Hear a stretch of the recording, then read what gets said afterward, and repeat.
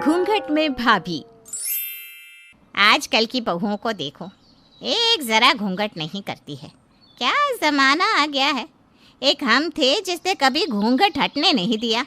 मजाल है कि घूंघट हट जाए और अभी तक हम घूंघट रखती हैं। ऐसा क्या हो गया जो सुबह सुबह आग बनी हुई हो? अब क्या बताऊं रेणुका तुझे, आज मैंने अपनी बहू को घूंघट लेने को क्या कह दिया। घर में तूफान ही आ गया हो जैसे। पलट कर कहती है, मम्मी जी घूंघट कौन ही रखता है। अब तू ही बता, मुझे गुस्सा आएगा या नहीं? ये सब ना प्रेम विवाह के चोचले हैं। और लाओ प्रेम विवाह वाली बहू। मैं तो अपनी बहू को पहले दिन से ही घूंघट में रखूंगी। रेणुका भी सीता की बातें सुनकर चिंता में पड़ जाती है और सोचती है, अपने मिहिर के लिए मैं कोई गरीब घर की लड़की लाऊंगी ताकि वो दबी रहे और कभी मुझसे बहस या मेरे खिलाफ आवाज़ ही ना उठा सके। मनोज और रेणुका मिलकर मिहिर के लिए लड़की देखने लगते हैं और एक रोज उन्हें माही के बारे में पता चलता है, जिसके पिता नहीं होते हैं। माही हमारे बेटे के लिए सही रहेगी। सीधी सादी है और सुंदर भी है। रोज रोज मायके जाने का झंझट भी नहीं रहेगा। हाँ, तब इसे ही फाइनल कर देते हैं मिहिर के लिए। माही और मिहिर का रिश्ता तय हो जाता है। माही और उसकी माँ इस रिश्ते से बड़े ही खुश होते हैं। अब मैं भी अच्छे अच्छे कपड़े पहन पाऊंगी, मेरी ज़िंदगी भी अच्छी हो जाएगी और लोगों की तरह। इतने बड़े घर का रिश्ता आया है, लगता है भगवान ने मेरी सुन ली। माही और मिहिर की शादी हो जाती है और माही बहू बनकर रेणुका के घर आ जाती है। शादी के पहले ही दिन रेणुका माही से कहती है, बहू एक बात कान खोल के सुन ले। 1 मिनट के लिए भी तेरे सिर से घूंघट नहीं हटना चाहिए। आज तेरी मुंह दिखाई है। जी मम्मी जी, जैसा आप कहें। माही पूरा दिन अपने कमरे में रहती है और शाम को अंजलि माही को कुछ जेवर और साड़ी देते हुए कहती है, भाभी ये साड़ी और जेवर हैं, इन्हें पहनकर अच्छे से तैयार हो जाना। लगना चाहिए कि तुम इस घर की बहू हो। और हाँ, घूंघट नीचे तक रखना, होठ तक नजर नहीं आना चाहिए। वैसे तुमने कभी इतने महंगे जेवर और साड़ी देखी तो नहीं होगी। ठीक से पहनना, फाड़ मत देना। जी दीदी। अंजलि अपना घूंघट नीचे तक करके सबके सामने जाती है। जाते वक्त नहीं दिखने के कारण उसका पैर लड़खड़ा जाता है और वो गिरने ही वाली होती है कि मिहिर उसे संभाल लेता है। एक जरा चलने भी नहीं आता है, हमारी नाक कटवा देगी मम्मी ये तो। बहू, अगर तेरे कारण मेरी इज्जत पर जरा भी आँच आई ना तो तुझे सीधा तेरे मायके भेज दूंगी। मायके का नाम सुनकर माही डर जाती है और सोचती है, अगर मैं मायके चली गई तो मेरी माँ पे क्या गुजरेगी। वो तो बिना मौत ही मर जाएगी। नहीं नहीं। माही तुरंत रेणुका से कहती है, नहीं नहीं मम्मी जी, मैं आपको अब एक भी शिकायत का मौका नहीं दूंगी। बस मुझे मेरी मायके मत भेजिएगा। मिहिर को माही से लगाव हो जाता है और वो माही की हालत देखकर बहुत दुखी हो जाता है। माही धीरे धीरे जाकर बैठ जाती है और एक एक करके सभी औरतें उसकी मुंह दिखाई करती हैं। बहू तो बहुत सुंदर है। मजाल है घूंघट इधर से उधर हो जाए। बहू इतना भी घूंघट नहीं रखना है, ऊपर कर ले, जरा सा माथा ही ढकना है। सीता के कहने पर भी माही अपना घूंघट नहीं हटाती। ये देखकर एक औरत कहती है, बहू तो तुझे हीरा मिल गई है, लेकिन ये भी अच्छी बात नहीं है रेणुका। बहू को इतना लंबा घूंघट और बेटी ऐसे ही घूमे। तो क्या तुम लोगों की तरह अपनी बहू को माँ बना लूं ताकि वो भी तुम्हारी बहुओं की तरह मेरे सिर और चढ़कर नाचे?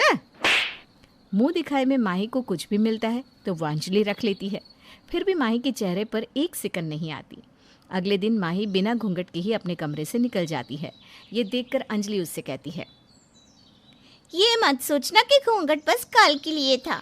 तुम्हारा चेहरा हमेशा ढका होना चाहिए, समझी? जाओ मेरे लिए चाय बना कर लाओ। जी दीदी। अंजलि माही के साथ काम वाली जैसा बर्ताव करती है। माही चाय बनाती है और अंजलि को देने जाती है कि घूंघट के कारण उसे कुछ दिखता नहीं और चाय गिर जाती है। एक काम ढंग से नहीं होता इस लड़की से। सोचा था भाभी के आने से कुछ सुख तो मिलेगा, लेकिन मेरी ऐसी किस्मत कहाँ। इस तरह दिन बीतने लगते हैं और धीरे धीरे माही घर की पूरी जिम्मेदारी संभाल लेती है। घूंघट लेने की आदत उसे इस तरह हो जाती है कि वो अपने कमरे में भी घूंघट नहीं हटाती। एक रोज़ मनोज और रेणुका एक दिन के लिए बाहर जाते हैं। माही पूरे घर का काम सल्टाकर शाम को अपने कमरे में जाती है, जहाँ मिहिर पहले से बैठा था। घूंघट में माही को देखकर मिहिर कहता है, अरे यार, कमरे में कौन घूंघट लेता है? यहाँ तो हटा दो। कौन सा अभी यहाँ माँ है?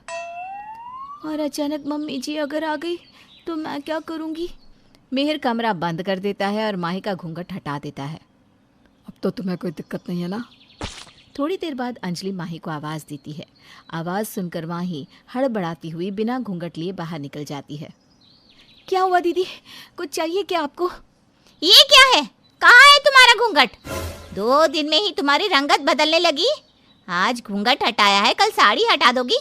ये सब यहाँ नहीं चलेगा, समझी? अंजलि के ताने सुनकर माही का गला भर जाता है और उसके आंसू छलक पड़ते हैं। आवाज़ सुनकर मिहिर भी अपने कमरे से निकल आता है और कहता है, ये सब क्या है दीदी? आप किस तरह से माँ से बात कर रही हैं? एक घूंघट ही तो हटा है, और वो भी आपके ही सामने। कौन सा पहाड़ टूट पड़ा है?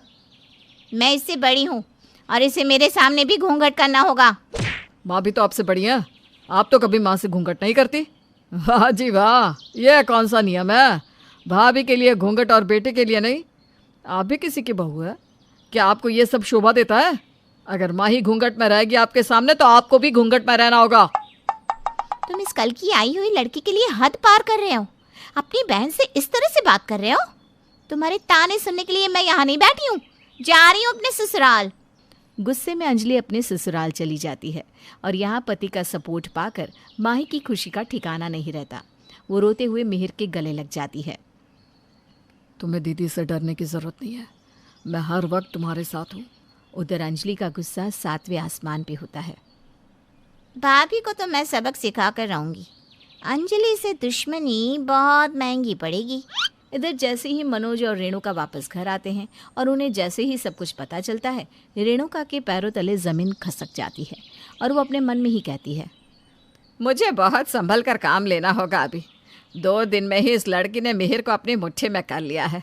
इसके लिए तो मुझे उंगली टेढ़ी करनी होगी। रेणुका माही से कुछ नहीं कहती और अपने कमरे में जाकर बैठ जाती है। माही घूंघट लिए रेणुका के पैर छूती है और चाय बनाकर उसे देती है। मम्मी जी, दीदी चली गई, मैंने कुछ नहीं किया। तभी वहाँ मिहिर आता है। दीदी को आए हुए भी तो 1 महीना हो गया था, अब तो उन्हें जाना ही था। आखिर उन्हें अपना ससुराल भी तो देखना है। हाँ, उसे तो जाना ही था। बहू चिंता मत करो, जाओ आराम करो। ओ मेरी प्यारी माँ। माही और मिहिर अपने कमरे में चले जाते हैं और यहाँ रेणुका अंजलि से बात करती है। अरे बेटा, तू क्यों फिक्र करती है? तेरी माँ अभी जिंदा है। तू देख कैसे इस लड़की के पर कुतरती हूँ मैं।